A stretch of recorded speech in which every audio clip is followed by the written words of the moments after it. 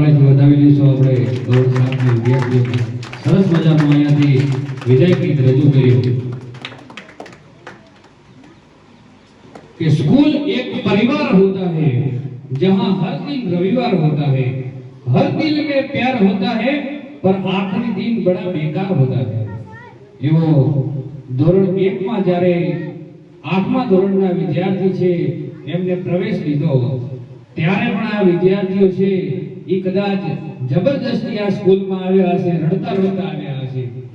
એમને એમના mummy papa છે એ હાથ પકડી અને અહીં મૂકવા આવ્યા છે જબરદસ્તી, ત્યારે પણ એમને ગમતું નહીં હોય આ શાળામાં આવવું। પણ દેખતા દેખતા વાત કરીને અક્ષરાએ કે આંખના પલકારામાં ક્યારે 8 વર્ષ પૂરા થઈ ગયા એ કોઈને ખબર ન પડી। એવી રીતે 8 વર્ષ આ શાળામાં એમના થઈ ગયા।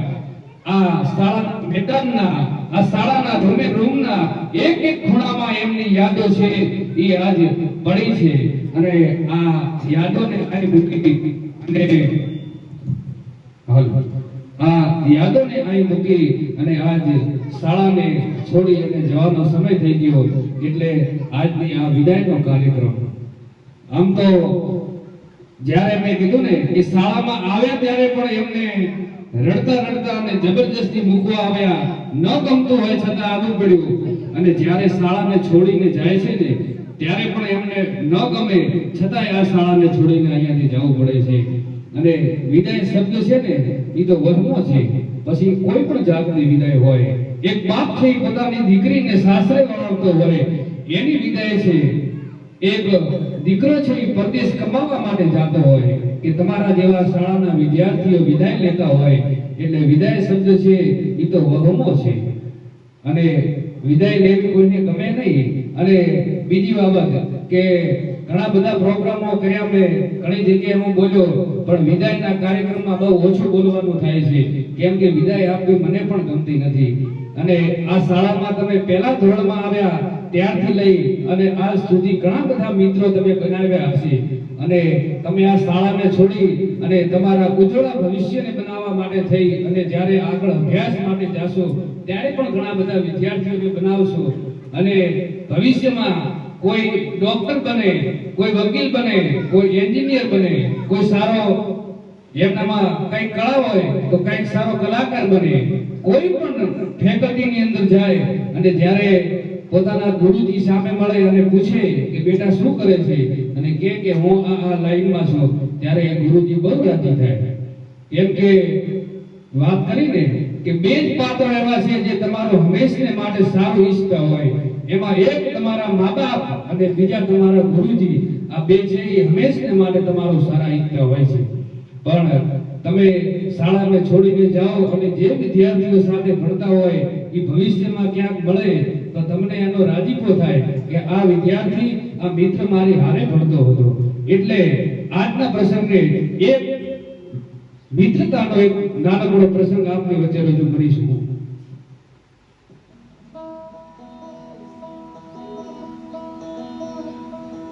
ગામડું ગામ છે અને બે મિત્રો જે હંમેશા માટે હારે રહેતા, સાહેબ 24 કલાકમાંથી ને 18 કલાક એવા હોય કે બે વિદ્યાર્થીઓ છે એ હારે હોય અને એક મિત્ર છે એ બજારમાંથી નીકળે ને તો ગામના લોકો એમને પૂછે કે અલ્યા તારો બીજો ભાઈબંધ ક્યાં છે? એવી જ એમની ભાઈબંધી। मित्र कीजिए मर्द मर्द मन दर्द मिटावे, मित्र कीजिए मर्द खुशामद कर नहीं खावे, मित्र कीजिए सत्य कह के दिखलावे। एवा બે મિત્રો અને હંમેશને માટે હારે રહે। પણ સમયના વાળા વાઈ ગયા। એક મિત્ર છે એ શહેરમાં કમાવા માટે જાય અને શહેરમાં કમાવી અને બહુ અમીર બની ગયો અને એક મિત્ર છે એ ગામડામાં રહે। થોડો વોલ્યુમ પર લે।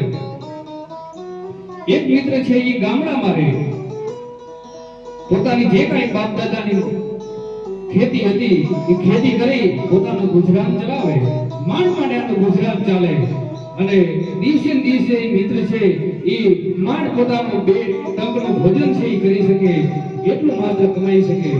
અને એકની એવો બન્યો કે ગામડામાં જે મિત્ર રહે છે એની ઘરે પોતાની દીકરીનો પ્રસંગ આવીને ઉભો રહ્યો એટલે એને એમ થયું કે આજ મારી દીકરીનો પ્રસંગ છે, મારે પૈસાની જરૂર છે, મને કોણ મદદ કરશે?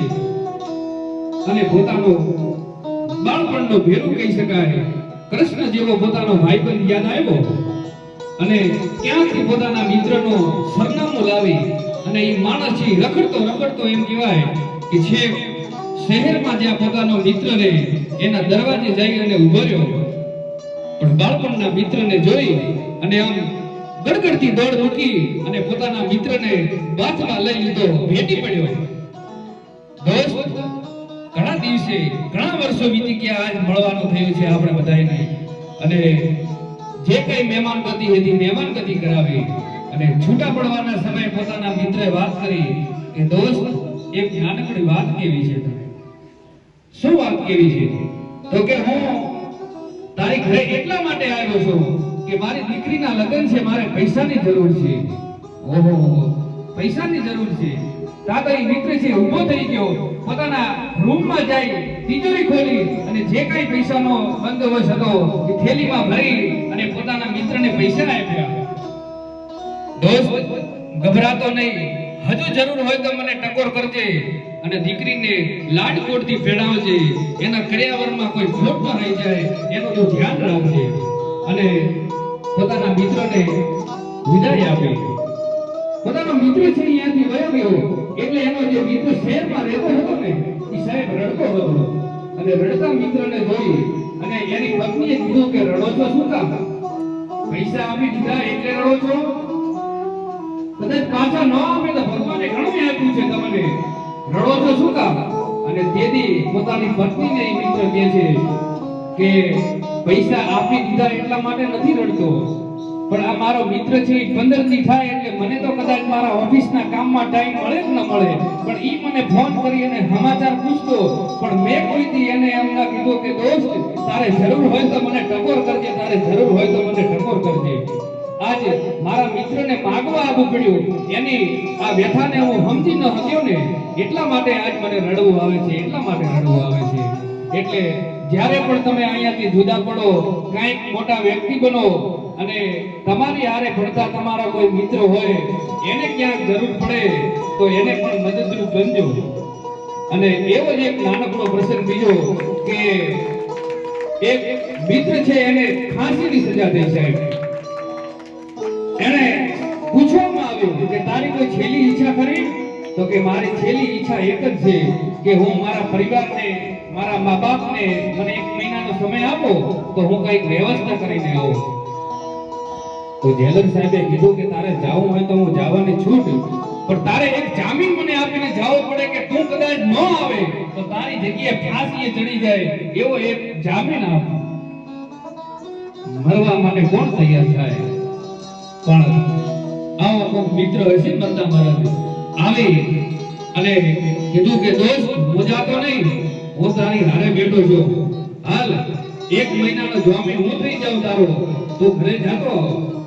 અને આ વાતને 1 મહિનાની ઉપર થઈ ગઈ.